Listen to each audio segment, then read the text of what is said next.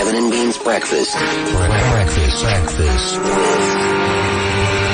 with Linkin Park. Hey guys, welcome to the secret location. Oh, this is intimate. This is tiny. Yes, it is.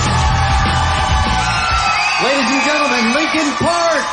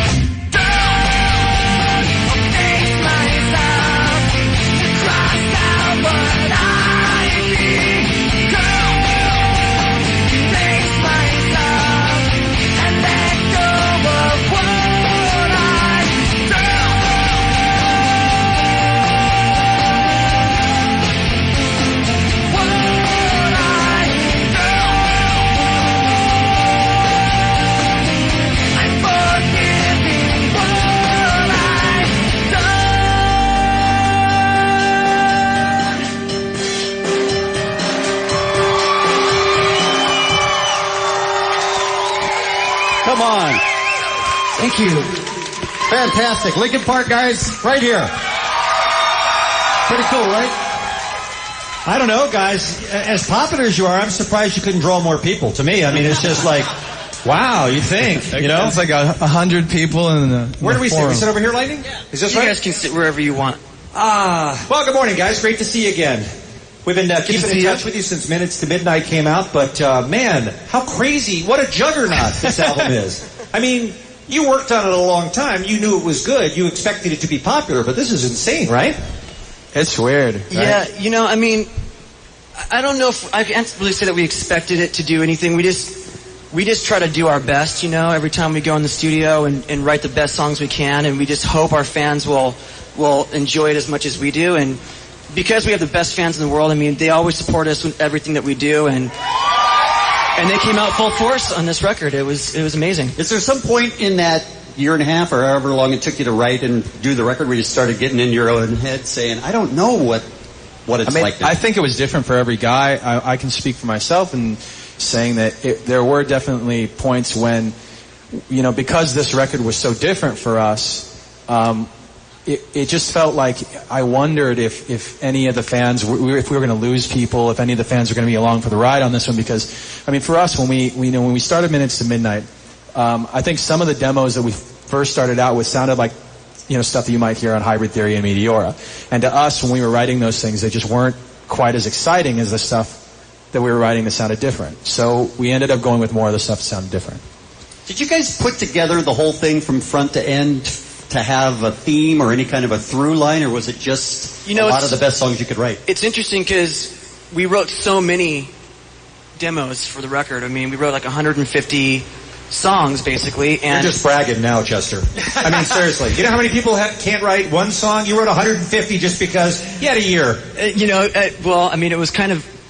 is kind of crazy that we wrote that much music, but at the same time, for us, I think it was interesting how when we finally broke it down to the 11 songs that made the album, how well they all work together and how diverse they all are. I think this is the most diverse record we've ever done.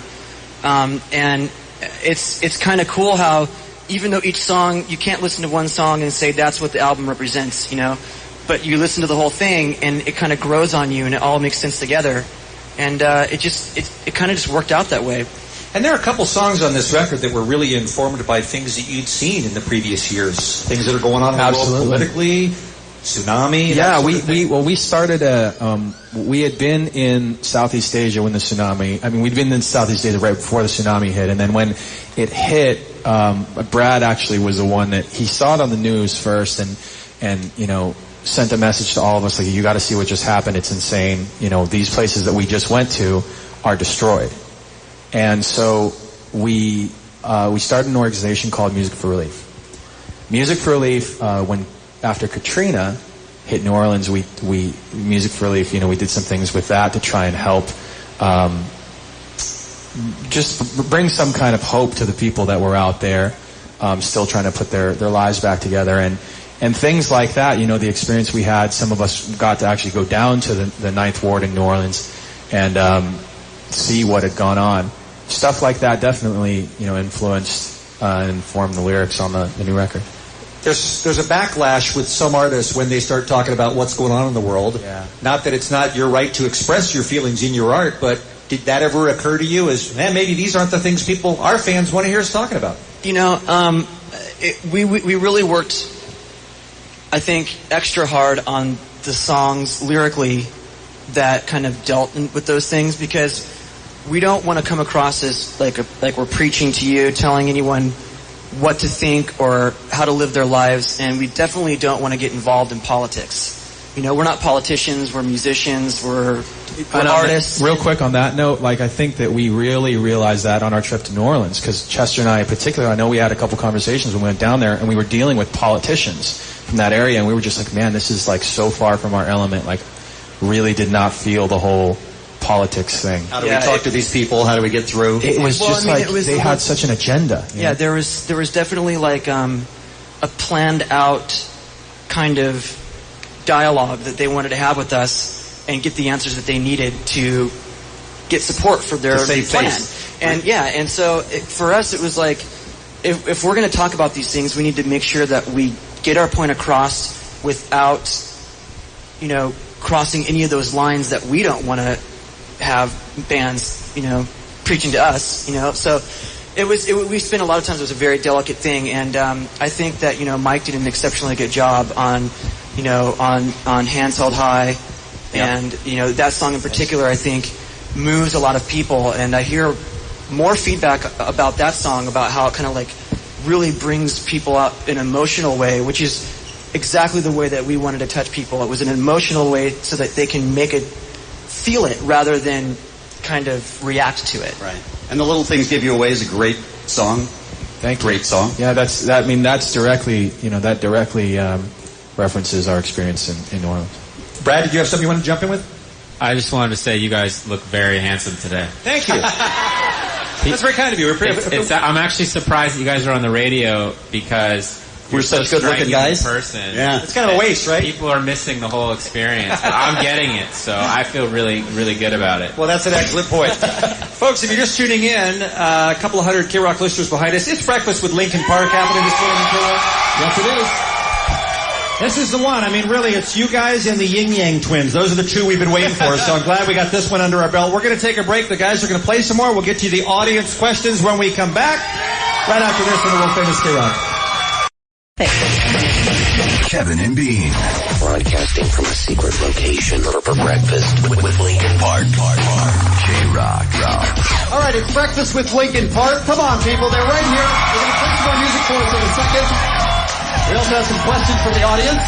We do, and of course, everybody here who won the Breakfast with Linkin Park tickets is also going to see the band at Project Revolution. We'll be talking a lot about that coming up here this morning at the Hyundai Pavilion on July 28th. Let's go to our man Lightning. He's in the crowd. Who's our first audience member question for Linkin Park? Steve from Bell here.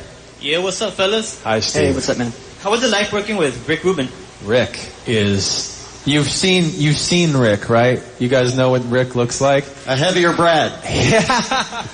Rick is a hairier Brad, if you can believe that. I just know Rick is just like such an icon, you know. And when you meet him, to me at least, growing up on all this music that he's made, or he's been on the team that made the music. Some of my favorite records in the world, you know, are records that he produced. And in fact, just the idea that he worked on like the Run DMC and Beastie Boys stuff all the way through, like the, you know, Red Hot Chili Peppers and Johnny Cash and so many things. To us, we needed somebody who had experience down the road that we were planning to travel. Like we were looking to do something different, kind of evolve the sound of the band, find something new. And if you're doing something like that and it comes from somebody else, if somebody else like kind of points you towards something and forces you there, like kind of pushes you in that direction, it's going to sound forced, and you'll know it like right away. And Rick has this knack of taking an artist who knows what they're doing and they've got a thing and they want to find a new thing.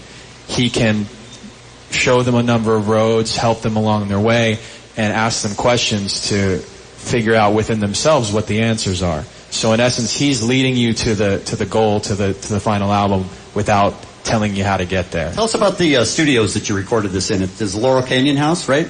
We recorded at Laurel Canyon at his house there. It's a really interesting, 1920s style Spanish villa thing, and it was really interesting because it's so much wonderful music has been made there, and it is kind of deceiving because it's not remotely close to a real recording studio in the sense of like when you walk into, NRG, for example, that's where we did our it's other actually records. built, by sound engineers and everything that, everything's made a certain way specifically to create music. Here it's kind of like the Great Hall was turned into like the drum room, and like the den is where the mixing board is, and there's like 3 levels, and we just kind of took over the whole thing, and it was a really interesting experience. Is that place supposed to be haunted?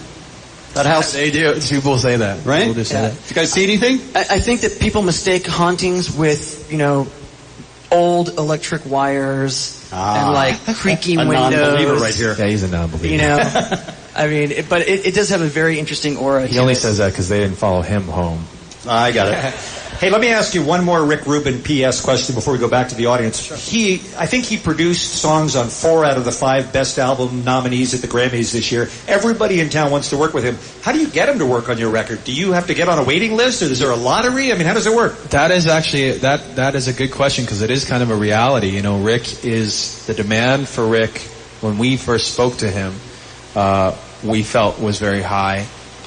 We took the first meeting. We actually had a list of producers that we were thinking of working with, and it was really short. There's like 5 dudes on there. How did that... I think we wound up only meeting with one person. Right, and we only met with Rick. Rick was on the top of our list. We got a meeting with him first, and we sat down with him, and after the meeting, we were like, that's the guy. So if he had said no, it would have been Weird Al. I mean, that would have been... Weird Al would have made the record with you, right? It would have been, it would have been Weird Al or, like Dr. Dre, Scott Storch, something like that. Do you have to reserve time with Rick? Like, did you tell him we're going to try and take 3 months, 6 months? You know, Rick works in a way where he's not constantly in the studio, so he can work on multiple projects at the same time, which is interesting. It goes back to like what Mike was saying earlier. He's more like a captain of a boat, you know, like the captain kind of directs the crew where to go and what to do, and, you know, relies on them to do their job. You know, he's not down there pumping coal in the engine and, you know, turning the wheel and doesn't sound like he knows much.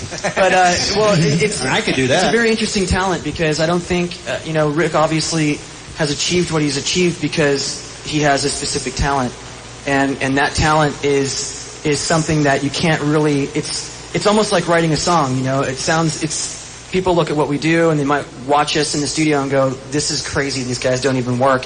But really, I mean, it's something that if everybody could do it, then everybody would be making hit records and writing, you know, there you go. Songs and everything. So that was a great question from the audience. We're going to go back out there in a moment. It's Breakfast with Linkin Park on KROQ, but I think maybe it's time to hear another song. And we got the setup here, right? Fantastic. Live music, Linkin Park.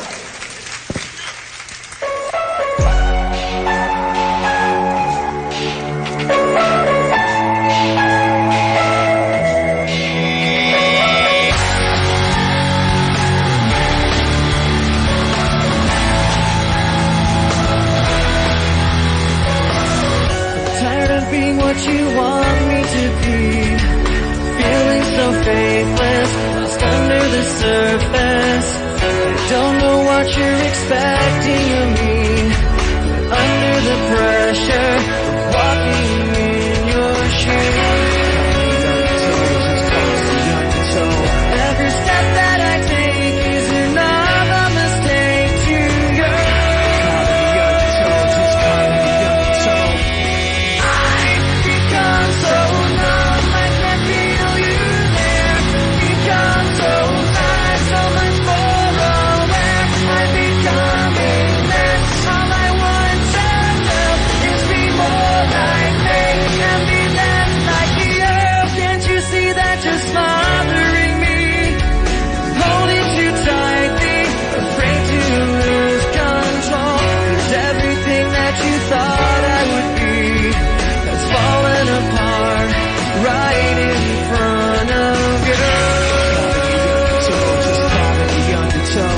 Every step that I take is another mistake to you.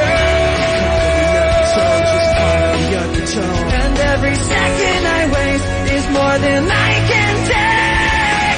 I become so numb, I can't feel you there. Become so tired, so much more aware. I'm becoming this. All I want to do is be more like me.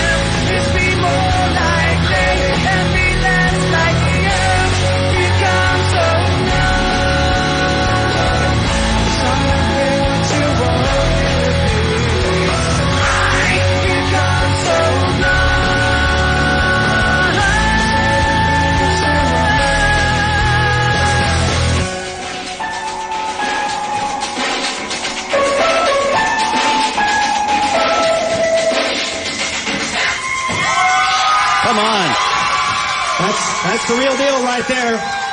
That's the real deal right there. You're 6 feet from Linkin Park. It's Breakfast with LP on the world-famous KROQ. We'll take a quick break. Come back right after this. This is Kevin and Bean's Breakfast with Linkin Park. KROQ. We're back. It's Breakfast with Linkin Park, and we have some KROQ listeners here. We got the band Linkin Park here.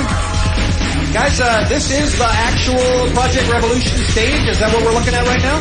yeah, actually, this is pretty much what it's going to look like. Yeah. You haven't done the tour for a couple of years, I guess. What's it been, 2 or 3 years, something like that, since the last one? We haven't toured the U.S. Since the end of 2004. So it's been a while. Yeah. I was reading an interview with you guys, and you were saying it takes almost a year to put together a tour like Project Revolution. Yeah, actually, from the time we start talking about potential bands to tour with, and putting the whole package together, it takes about 9 months to a year. So, we started this last summer, basically. And you guys have had, Snoop Dogg, Cypress Hill, a bunch of people like that on the tour. How did you go the My Chem Taking Back Sunday direction? It's funny. Chester, in our band, we do things in a pretty democratic way. We all vote on different things, on all the major stuff pretty much. And does Brad get 2 votes because of the hair? I mean, is he at that point? Occasionally, it depends on the Brad's situation. away from the mic. Did you have something to say about that, Brad? They actually don't. They don't care what I have to say. They don't ask at all? I just did. You see how? See? He doesn't understand. He doesn't listen when we say, Brad, what do you have to say? And then so it's democratic. Everybody gets a vote. Right. So we basically we have that system kind of set up for ourselves because that's just out of respect for each other, and then also we're kind of divided up into in different Small groups. People are in charge factions. of different things. I'm sorry, Brad? I said small militant factions. Small militant That's how factions. we're divided up. Right, like chairman of certain things, and Chester and Rob are on our tour committee. These guys came up with a lot of this stuff this basically ended up being Project Revolution, and when they brought it to us, it was already halfway there, and it was phenomenal from the second that they brought it up. I'm personally just really excited to be out with My Chem and Taking Back Sunday. I kind of just make a wish list, kind of like, when your parents say, all right, just write down anything you want for Christmas, no matter how ridiculous it is. And you kind of put I want a jet and a pony. Sure. And then you put the real stuff that you want at the bottom. With Project Rev, it's kind of just the wish list. I just kind of write down every possible act that I think would fit well together, or maybe people wouldn't necessarily see them on the same bill. And this time around, it was a lot easier for some reason to get the bands behind, jumping on a tour. Because a lot of bands, they already have their ideas, too, of what they want to do. And some people want to go out and do their own tours, or, they have other options that have been offered to them. And because we offer our tickets at a relatively reasonable price, I don't know why you have the chance to go out on the road this summer with, Beyonce and Shakira, and you don't think that direction. I mean, if I'm out on the road, I'm taking Beyonce. That's all I'm saying. Now, you guys said that you vote on everything. Who gets outvoted the most, never gets their way? Somebody has to have different tastes than everybody else. It's actually pretty even, I think. Is it? I think it's usually, it's more like everybody kind of gets something, and then maybe 1 or 2 guys, and it kind of switches around, don't get it, or it's just obviously none of us want to do it, and it's pretty easy to convince the others who don't know. Let me ask you one more question to you guys. It's Breakfast with Linkin Park on KROQ if you're just joining us. Then we'll go back out to the audience where Lightning is at the super secret location. You guys have been together long enough that you theoretically could have been broken up by drugs or women or ego or any number of things that a lot of bands break up when they get to your level of success. Ever had any concerns, or has it always been pretty even-keeled? I think that those bands are just breaking up because they don't have enough drugs, women, and ego. And obviously we're all taken care of, so. You got plenty, so you're fine. Yeah. We got a stockpile of a warehouse, actually. Fantastic. All right, Producer Lightning in the audience. Breakfast with Linkin Park. Who's the dude you're standing next to? We have Alex from Whittier. This question's for Chester. After your cameo in Crank, do you plan to continue acting? Yeah. You were the stoner in the pharmacy, right? Yes. My name in the credits is Pharmacy Stoner. Come on, that rules. It doesn't get any better than that. It was the best 30 seconds of film history.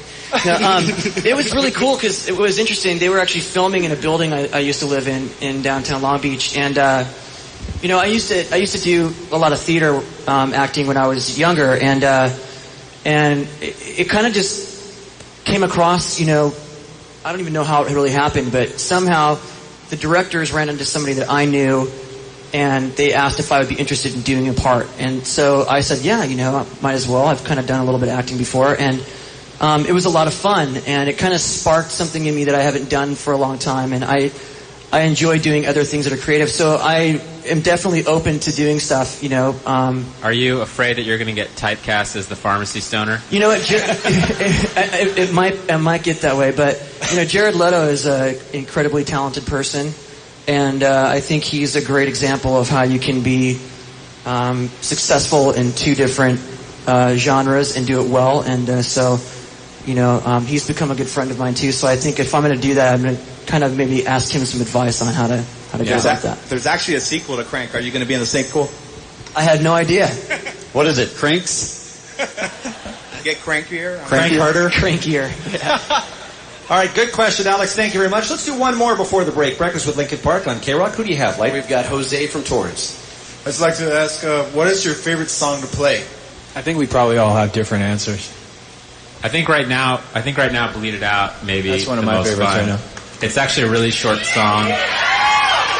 It's a pretty short song on the record, and we've managed to turn it into like an 8-minute jam. Awesome. It just keeps going on and on and on, and it never gets old. We're not going to do the 8-minute jam for you. You'll see it like that, Mike. That's bad radio. You'll see it at Project Rev, yeah.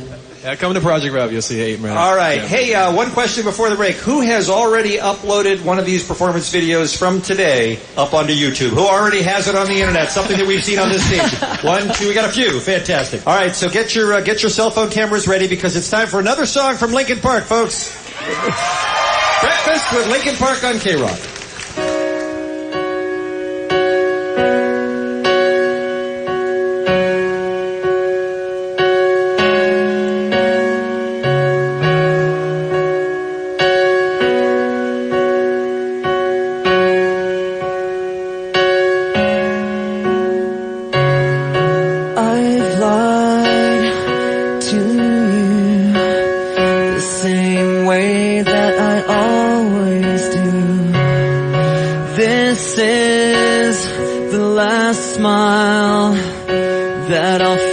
For the sake of being with you, the sacrifice of hiding in a lie, the sacrifice. You bastard. No, that's fine. You guys want a little slower, or is that good? No, that was good. That was a good time.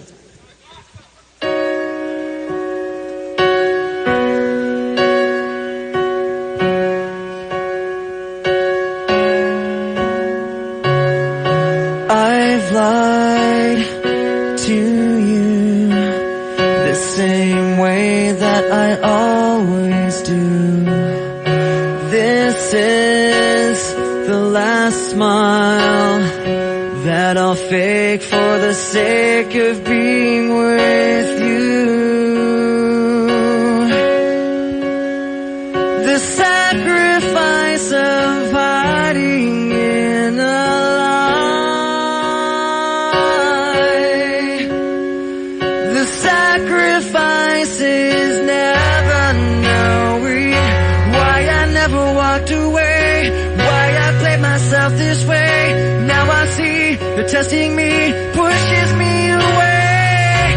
Why I never walked away. Why I played myself this way. Now I see you're testing me, pushes me away.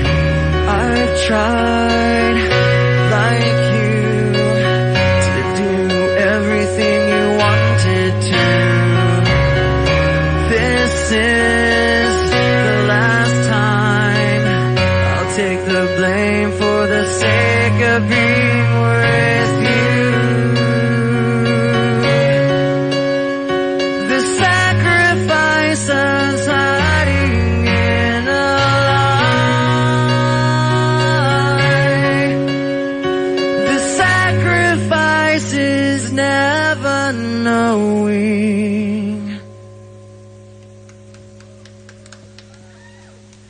why I never walked away, why I played myself this way. Now I see you're testing me, pushes me away. Why I never walked away, why I played myself this way. Now I see you're testing me, pushes me away.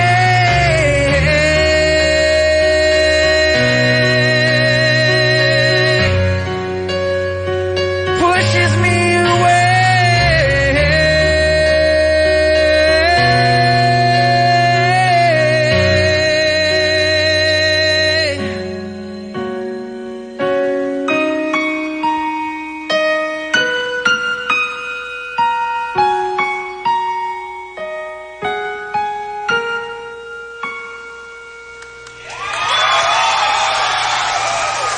KROQ. Kevin and Bean are having breakfast. Hey, breakfast with Linkin Park. All right, it's Breakfast with Linkin Park at the world-famous KROQ. By the way, July 28th, Hyundai Pavilion, of course, is Project Revolution. Tickets are on sale now, but you don't care. You've all won yours, and you're here this morning. Producer Lightning, I know you got some people in the audience. As you know, guys, Project Revolution has Halo 3 as one of the sponsors of the tour this year. Who's the big Halo fan in the band, by the way? Every one of us. Every one of you, all right. I've got an Xbox 360 right here that is autographed by the members of this band on this stage. The best question in this segment of the questions we get to, That's impossible to judge. as selected by the band, is going to win. Oh, thanks. the Put it Xbox. on us. He's putting it on you guys. Lightning, you got somebody in the audience out there? I do. First up is Aaron from Tested. I was just wondering, what's the most embarrassing thing that's ever happened to you guys while performing That on question. stage? That question that you just asked. Brad, we actually want to hear the other ones, too. That may be that one. was it? Yeah. Because I'm humiliated by that. Really, just embarrassed. You've never done anything embarrassing on stage? No, that was it. Oh, that was it. The most embarrassing thing that's ever happened on stage. I have a real answer. Okay, go for We were it. actually doing a showcase a long time ago for like a record label to try to get signed, which failed miserably every time we did it. Yeah. I don't know whatever the secret was, we didn't know it. And this probably didn't help, but during the show, my pants ripped and they actually fell. Like, I'm very thin if you haven't noticed. And without my belt and proper like zipper button scenario, they just literally like, I couldn't hold them up while I was playing.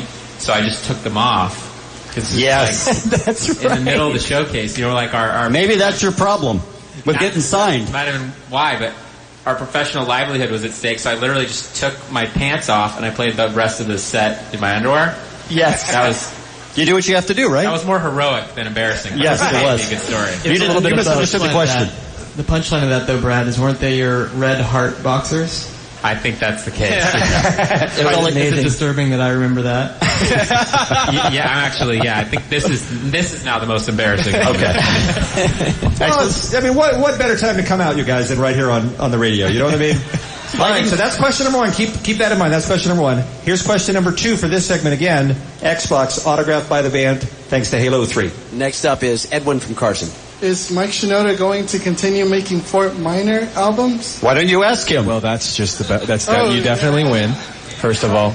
Mike, when you answer this question, can you refer to yourself in the third person? Yes, call yourself Mike Shinoda, please. That would be great. Mike Shinoda. Call yourself the Mike Shinoda. The great Mike Shinoda thinks that, I guess on a serious note, the Fort Minor record, you know, I mean, it was just basically getting back to roots of what I grew up kind of doing and loving to listen to and do, hip-hop music that was kind of just a little outside the box. And I don't know what the future is for it. I haven't really written any stuff that's Fort Minor stuff, but the closest thing I've done that's, you know, related to that, actually, I'm putting out on the Styles of Beyond record. We have a group called Styles of Beyond, which is on Machine Shop, our label. Thanks. Got some fans here. Got some Styles fans in the house. Their record, they got a mixtape actually. They'll be on, Styles of Beyond is on Project Revolution. I don't know that they'll be playing the LA date. So you'll have, but they're from LA. They're from LA, so you guys will see them play here. And we have a new track together that's me and them that if you're a Fort Minor fan, definitely check out Second to None, which is on a Transformers soundtrack. You can go get it on iTunes, whatever. Good answer. By the way, who saw Transformers in the band? Oh, us? In the band. Who? I went to the premiere, yeah. What'd you think, I think Chester? everybody else did too. I thought it was awesome. Yeah, Kevin thinks it's one of the 10 best movies ever made. I Are you there with him? Are you serious? I loved it, yeah. I think it is. They're mocking me. I loved it. Honestly, I knew it was going to look really cool because we had seen some of the work with the robots and everything before the movie was released. But I had no idea that the actual story and the acting was going to be as top notch as it was. I really thought that it was an exceptionally good movie, and then on top of it, it just like destroyed all of my expectations of what I wanted it to be. Right. And so those things combined, it really made it like it was so worthwhile that I actually like ran out and got like the Transformers video games. And like, Did you shed a tear when the black Transformer died? When Jazz died. Yeah, when Jazz died. Yeah. That was rough, right? I didn't expect it, but I think it was kind of cool that he died. You know, because he killed so many. That's true. Decepticons. Well, you know, it was I mean, only fair. in film though, if you have a movie set up like this and there's a black character, for some reason they gotta always go down. Gotta go. That's kind of sad. And it's just so sad. That's right. I just think It's it's sad. terrible. I think. Do you guys ever even when get it's a used robot. to when you're watching a movie, all of a sudden your music comes on and you go, oh, yeah. Yeah, a Does little that bit. shock you still? I mean, or is it, you getting used to it? You know which movie actually, I still to this day, every time I see it, Dracula I go, 2000? Oh, yeah, I forgot Dracula 2000. Right? Yeah, well, that was number 2, but Little Nicky. Little Nicky. Oh, yeah. You know, like that movie is like, I don't know if you haven't seen it for a while, go back and watch it because it's like, it gets funnier and funnier as time goes on. And in all honesty, you have to be baked. It's so funny in so many little ways, but like all of a sudden it's like Points of Authority comes on for like a split second. Right. And I'm like, oh yeah, I forgot we're in this movie. At least that Adam Sandler voice he does doesn't get annoying. I mean, we got that going for Little Dicky. All right, that's 2 questions. Let's do one more in this segment, then the Xbox. And I'll tell you what I'm going to do is I'm going to up the pressure. Not only do you win the autographed Xbox 360 thanks to Halo 3, not only is it autographed by the band Linkin Park, you also get backstage passes, and you get to go back after the show and play Halo 3 with the band. That's the giveaway here, kids. No pressure, dude. Go ahead. So don't make this suck. Who's next? And we got a birthday boy right here, Nick from East LA.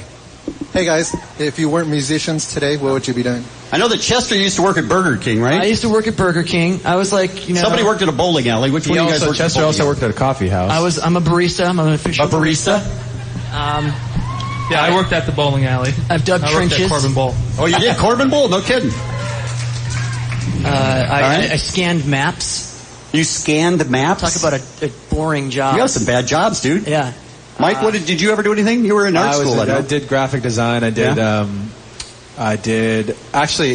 If since we were talking about Styles of Beyond earlier, the early Styles of Beyond artwork and like their logos and stuff. People actually have Styles of Beyond tattoos of that logo that I did a long time ago.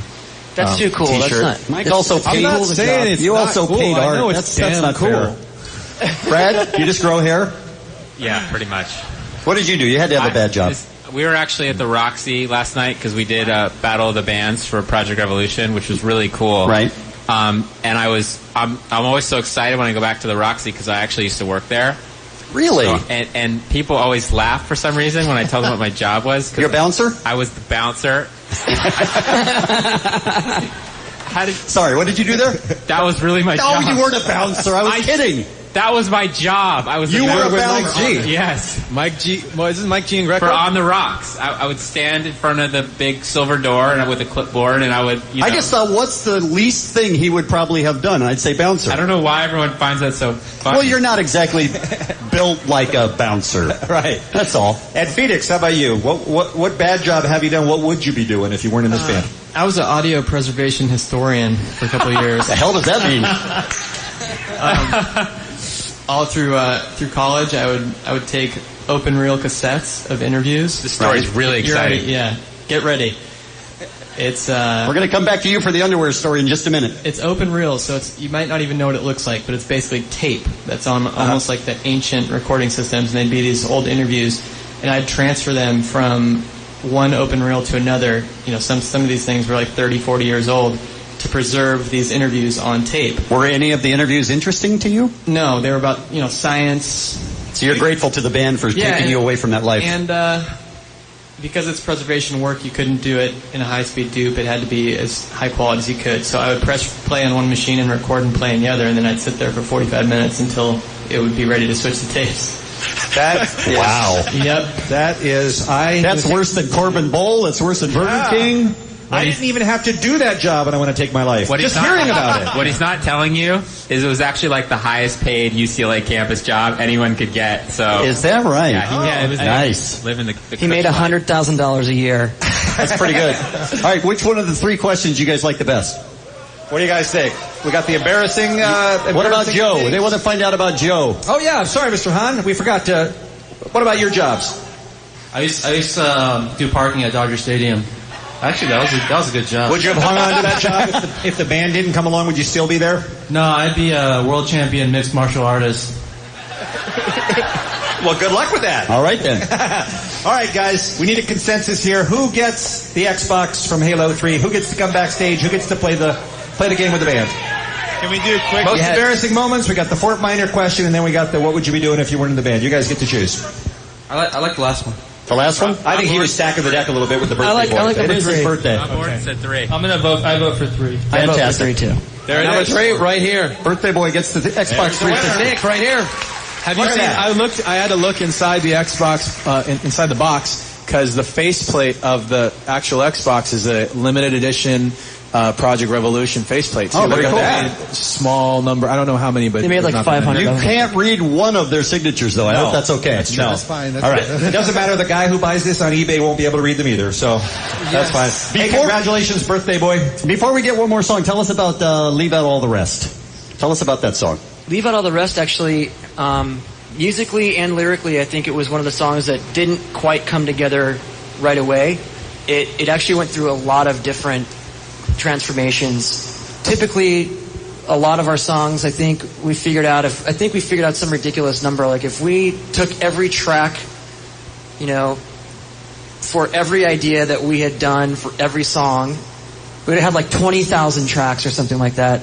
Should put that out. And so, like this was one of those songs that like had like 60 versions, and so it was really interesting. But once we finally got the music together and we had some good melodies going, Mike really hit it out of the park, I think, with the lyrics. And thank you, Chester. You're welcome. Mike did wrote a lot of lyrics on this record that I think are some of his best work that he's ever done. And, is he the reason that you guys have your first parental warning on your CD this time? Is it because of his potty mouth? Well, actually, yours? It was kind of like one of those things where. Can I tell this story real quick? You can tell the story. I want to tell the story just because it was the other guys weren't there, and it was just me and Chester in a room, and we were writing. My raps on the record already had some cursing in it, but when you turn on the CD, you notice the first song is Given Up, and there's cursing right off the bat in the very first song. We were working on the lyrics to that song, and it was Chester and I in a room, and it was near the end of the process, and I remember the chorus was just not coming together. Like every time we suggested something, recorded it, played it for the guys, they were like, it's almost there, but it's just not, it doesn't feel honest enough yet, it doesn't feel right yet. And I, for some reason, got in my head the F-bomb had to be dropped in the chorus. Like I looked at it on paper, I'm like, dude, you know what the song needs. It's basically in the punchline of the song, put me out of my effing misery. And Chester looked at me, and you've got to understand. That was what brought that song all together? Listen to this. He is the hugest. Like, our other records have no parental advisory, right?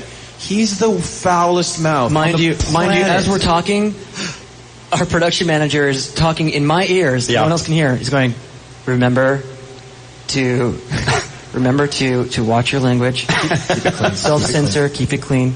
And I'm sitting there going, okay, good. Because I literally have no control over. We used to call him Tourette's. Yeah, Tourette's. Yeah, they actually, my nickname for a while was Tourettester because I cussed so much, and I would just say the foulest, most offensive things at all times, and it was right. So when I said, and this working on giving up, it was like, I think you need to drop the F-bomb in order to get the point across. His face lit up like I just gave him finally, you unleashed the hounds. Yes! I actually did, that you guys did that Chris Angel bit the other day where he was like floating over the pyramid? Yeah. I actually did that. I was all... That's the sound you made? Wow. I thought that was just him. Fantastic. How about some more music from Linkin Park, guys? Breakfast with Linkin Park.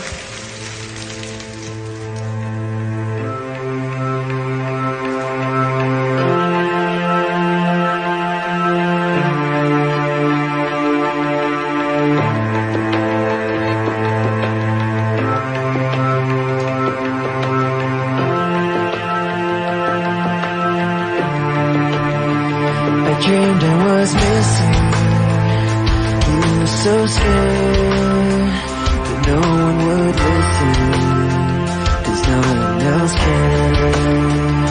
After my dreaming, I woke with this fear. What am I leaving when I'm done here? So if you're asking me, I want you to know, when my time comes, with death love on the line, son, help me leave behind some reasons to be met. And don't resent me, and when you're feeling empty, keep me in your memory. Leave out all the rest.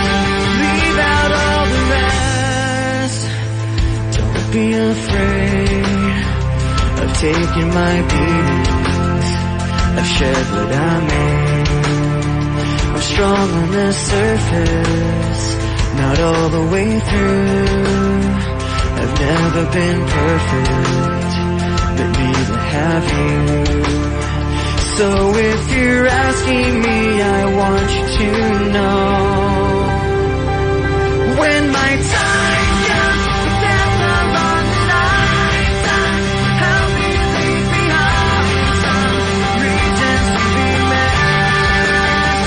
And don't resent me, and when you're feeling empty, keep me in your memory. Leave out all the rest. Leave out all the rest. Forgetting all the hurt inside you burned you out so well.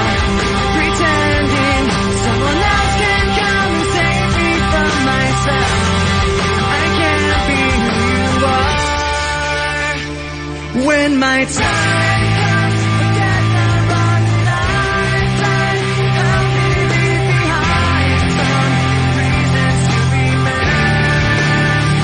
And don't resent me, and when I'm feeling empty, keep me in your memory. Leave out all the rest. Leave out all the rest. Forgetting all the hurt inside you've learned to hide so well. Pretending someone else can come and save me from myself. I can't be who you are. I can't be who you are. Thank you. How about that? Breakfast with Linkin Park. It is Breakfast with Linkin Park on the world famous KROQ 106.7 KROQ. Thank you again, guys, for getting up so early. Chester, you have your second clothing line coming out?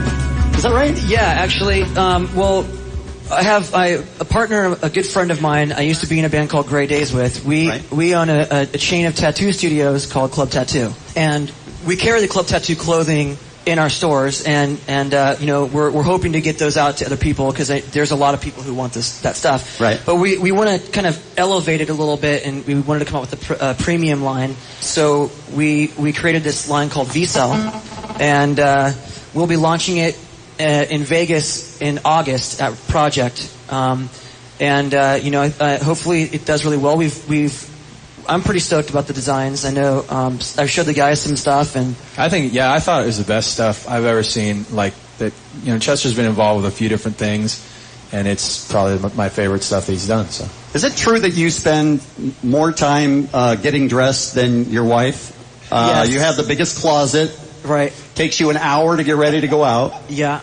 Uh-huh. You have to have your belts match your shoes, and I heard that you had to have your socks match your underwear. But there's also a part of that is the OCD. Yeah. OCD part of Chester's brain. Oh, it's OCD. You should see his hotel room when you go on tour. It's the funniest thing. Why? What? Well, everything has to be in a certain place. And also like this morning, because I'm wearing boots, you know, I usually don't wear white socks, because that's, you know, of white course. socks. But you know, like I'm wearing boots, so like, you know, I forced myself to put white socks on. You guys are sporting the amazing white socks. But you know, it's kind of funny. But when I go out on the road, I actually forced myself in this last tour to kind of get a little messy a little bit and throw some stuff around. So I intentionally threw some stuff around to kind of like break up the pack up my whole thing. But I actually repack all my luggage every time I leave the room. Every time you leave the room? Yeah, because it's not just when he packs I like up to to know leave the hotel. It's actually when he's leaving the room. Like he could be going out to lunch. I go out, I like to know where everything is. You know, so like if I want to wear a specific shirt, I don't go digging through my stuff. I just go, oh, it's the third shirt down, second row, and then I can repack all my stuff the same way every time. Wow. And it's just, I don't know. I'm a freak, I guess. Do you have to like open the door in certain ways and all that stuff? Wash your hands 3 times? Drive slow on Sundays. You know, I'm not that bad. I'm not that bad, but there are certain things that like I have to do the same way. And my wife does make fun of me because when I get dressed to go anywhere, she calls it a fashion show because I'm like constantly like walking out of my closet looking at, How about and I look this? at something and I'm like, it's just not working. And I take it off and then I go start all over. It's just like, it's crazy. So in the history of Linkin Park, when the book is written, it'll be July 20th, 2007. We found out that Chester went bye-bye. Basically, that's what we learned here this morning. He's gone. It's no secret that, especially within the band, that I'm probably the most eccentric out of everybody here. Said the man with the mohawk. All right. We have a couple of more songs left from the band Linkin Park here ahead of their Project Revolution tour. Tickets are on sale now for the show coming up at the Hyundai. What's the next number we're going to do here, guys? An oldie but a goodie. And by we, do you mean... I may sing you mean them? On the marimba. No. Nice. Linkin Park. Breakfast with Linkin Park is on KROQ. You guys can sing along on this one if you'd like.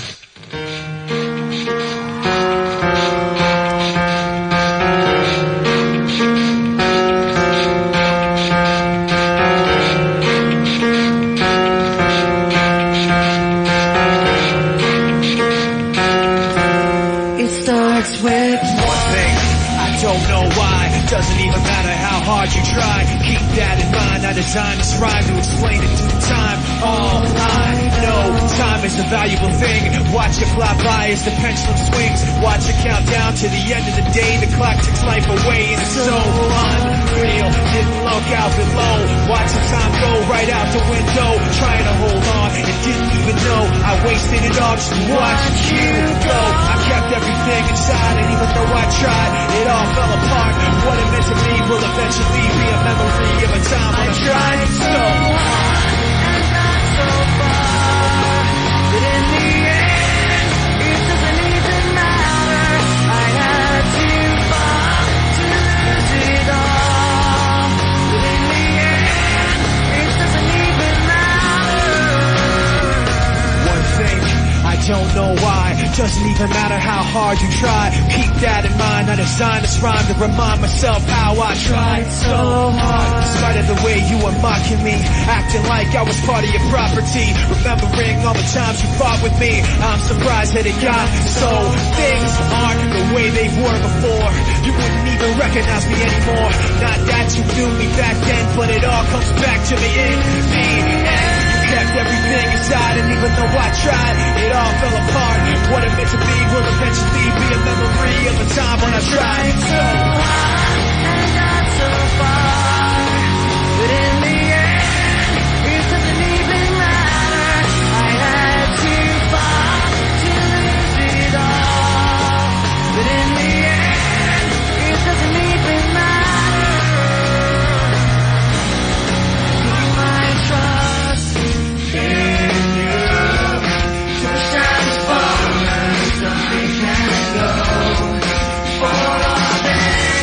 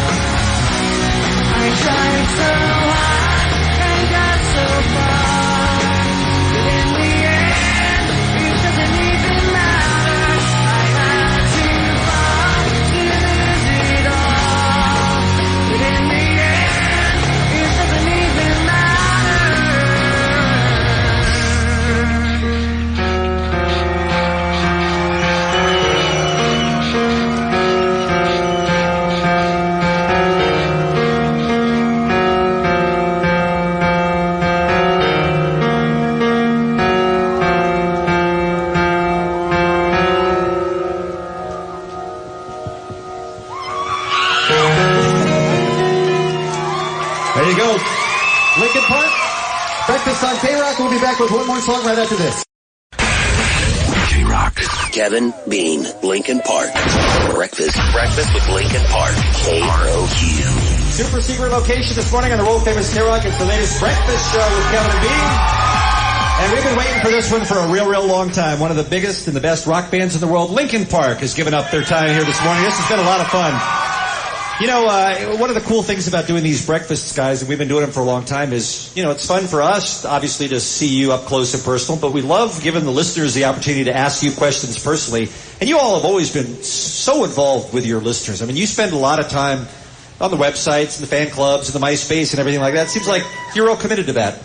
Yeah, you know, I mean, it's like, from our point of view, it's like if you don't pay attention to your fans and you don't, you know, give them the respect that they deserve for supporting you and coming to your shows and learning all your music, it's like, what's the point of doing it? It's kind of like, for me, one of the best parts of being a musician or being a fan of music is actually going to see a live show, and that kind of exchange that the crowd has with the band. And you know, it's great to be on this side, but it's almost as good and probably even better, I think, in a lot of ways, to be in the crowd kind of experiencing that. And it's, you know, we do everything we can to support our fans because they support us so much too. Have you ever been surprised? Have you ever learned something from the fans that they either really liked or really didn't like that you were surprised by? You know, for me, it usually comes down to like feedback on songs and stuff like that. Once we put something out, like we were just talking earlier about the song "Bleed It Out." You know, I had always loved when we did that song in the studio. I had always loved that song, and you know, when we were putting out, we tend to stay out of the whole business of like which song is a single and whatnot because we're not very good at picking them. We learned that on our first record, and the label and you know, stations like KROQ saying, we think this one's the best. It's like, oh, okay, you guys are the ones playing it, so like, you play whatever you want. We don't even know what we're doing out here. And I always like Bleed It Out, and the fans kind of spoke. I know that when we first played, we did some with Stryker, right, KROQ, in New York. We did a thing in New York that was like a world premiere thing, and when we played that song, the room went nuts. And I was thinking like, oh, thank God, like I love that song, and if every crowd reacts like that, then hopefully that'll be a single someday. Did Stryker show you his tail, by the way, when you were with him? I know that dude's got a tail, right? Everybody talks about the tail. I was on Loveline this week, and did you guys happen to hear? I gave him a real hard time about Courtney Love. No. She called him up on the air and like totally hit on him. You guys have to give him crap for this. But have you seen her lately, dude? She's like Grandma Courtney now. I mean, you want Courtney 10 years ago to hit on you. You don't want Courtney now to hit on you. Dude, I gave him such trouble for it. You guys got to give him trouble for it. All right, we will. Give Stryker a hard time because it was really funny. That's awesome. All right, one more question in the audience on Breakfast with Linkin Park. Moments away from their final performance here this morning. Lightning, who's the lucky dude? I'm out here with Enrique from Southgate. Hey, what's up, man? After collaborating with Jay-Z and the Queen of Damn soundtrack, who are you thinking of collaborating with in the future? Ooh, good question. You could make a phone call, get almost anyone to come up now. You know, it's interesting because we're pretty spontaneous about that kind of stuff, and we don't really plan out. You know, like the Collision Course thing was, you know, Jay-Z's camp and MTV actually contacted us and asked us if we would be interested in doing it. Jonathan Davis called me and asked me if I would sing on the Queen of the Damned soundtrack, and it kind of has always worked out that way. So we're pretty much open-minded to working with any artist that we feel is you know, contributing something really creative and original. So, you know, I know that we talked to Bjork in the past, and she wanted to do an original track with us. So, you know, maybe that's still open. That would be kind of cool. But you still rolling with the Hova though? You guys still get together? You and Jay-Z? Yeah. I saw Jay the last time we went through New York. I went over to I guess he has a part ownership in this place called Spotted Pig. Have you guys been there? It's really good. It's this little tiny hole in the wall, but like kind of middle high end bar restaurant place. And they've got like the secret room. Actually, they got multiple levels of secret rooms in the back. So of course I went to the front Yeah. And they're like, don't know what you're talking about, dude. Almost like turned me away. And then I'm like, okay. I couldn't get a handshake or I couldn't get a hold of anybody. Code word or anything? Yeah. Oh, he's so changed his phone number after he gave it to you, right? I know. Exactly. No, he's just, in the last couple months, it just seems he's just gotten such a big head. I don't know what it was. He was so down to earth back when he was, the president of a label. And speaking of down to earth, how great has Linkin Park been here this morning, by the way? Seriously, all of you guys for showing up, doing this for us. Man, it's been so much fun. We really appreciate it. And, of course, Project Revolution is coming to town, and it'll be here before you know it at the end of this month at the Hyundai Pavilion. Tickets are on sale now. Chester, real quick, who's the lineup for folks who maybe haven't heard who's on the project this year? Well, this year we have My Chemical Romance, Taking Back Sunday, Him, Placebo, Julian K. Those are the main stage acts. On the Revolution stage, we have Mindless Self-Indulgence, Seosin, The Bled, Styles of Beyond, and Medina Lake. That's a day right there. You gonna play one more to take us out here today? Yeah. One more song. Let's do a little Bleed It Out. Breakfast with Linkin Park on KROQ. All right, listen, you guys. What we're going to do is we're going to take this up a notch.